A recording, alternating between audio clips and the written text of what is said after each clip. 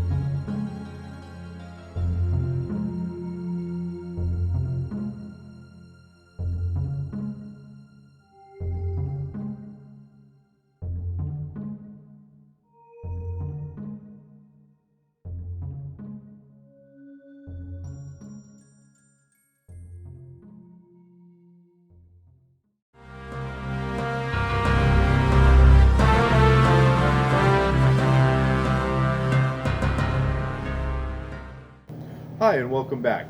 I hope you enjoyed the cutting footage. As you can see, this sword did moderately well with the light cutting targets. Unfortunately, I felt the edges off and the blade struggled on quite a few of the cuts. The blade itself appears to be well made and have a good heat treatment. There was no nicks or chips in the edge, and of course no bends or twists in the blade during cutting.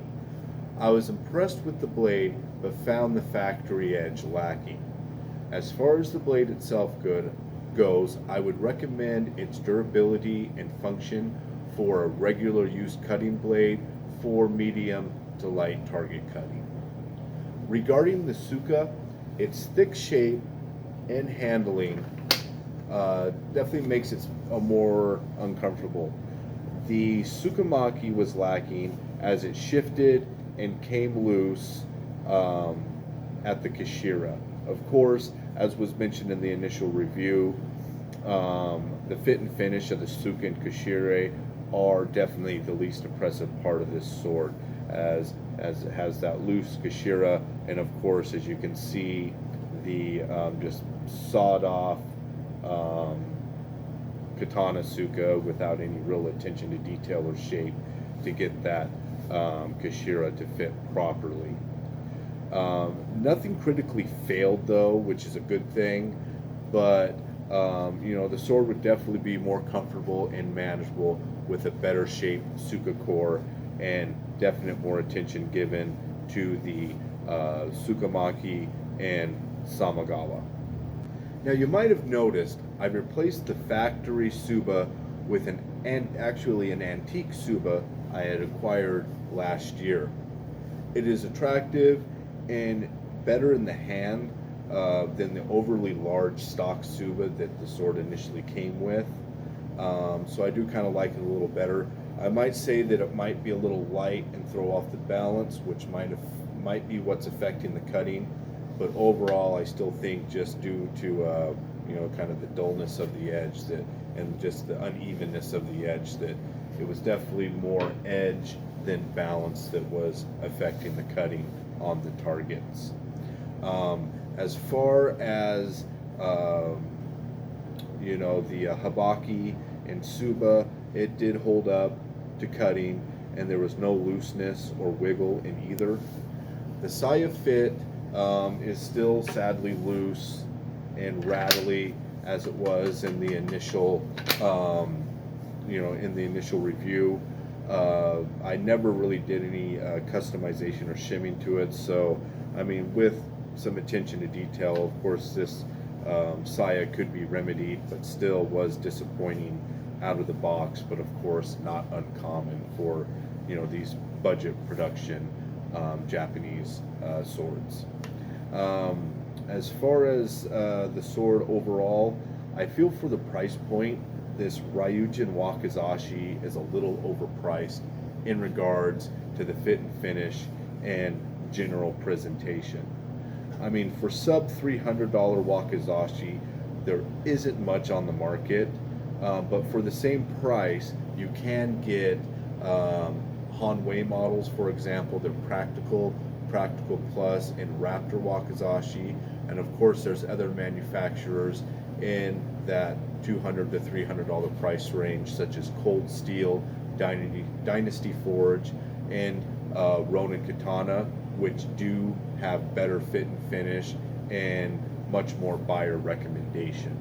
I mean, sure, you're not getting the custom colors and koshire with those manufacturers, but that's always going to be a trade-off in regards to these custom Longquan katana, even the ones like Ryujin that are more streamlined produced, where you're not buying them directly from China but through manufacturers here in the States or other parts of the world. If this Wakizashi was, I want to say, about maybe $100 less in price, I would definitely find it better recommending it. But as of where it is, for $250, you definitely can find better Wakizashi on the market, and ones that are just as equally functional or even more functional due to their better fit and finish and general attention to edges. Now, with edges, I know edges don't really mean they're production swords, so it could be any of these brands that I mentioned could be hit or miss, and a lot of the fit and finish or edge and durability and things like that. But so it's kind of just buyer's choice. I mean, if you really are interested in getting a custom Wakizashi with like they said, the colors and the different fittings and things, definitely give it a try. Just don't expect much in the fit and finish and the suka and the koshire, because they are definitely subpar. And again, for $250, I would hope we could get just a little bit more from Ryujin. Well, I hope you enjoyed this follow-up review of the Ryujin Custom Wakizashi. Be sure to like and subscribe, as well as look forward to future cutting sessions with this sword on the channel. Thanks again for watching, and I'll see you next time.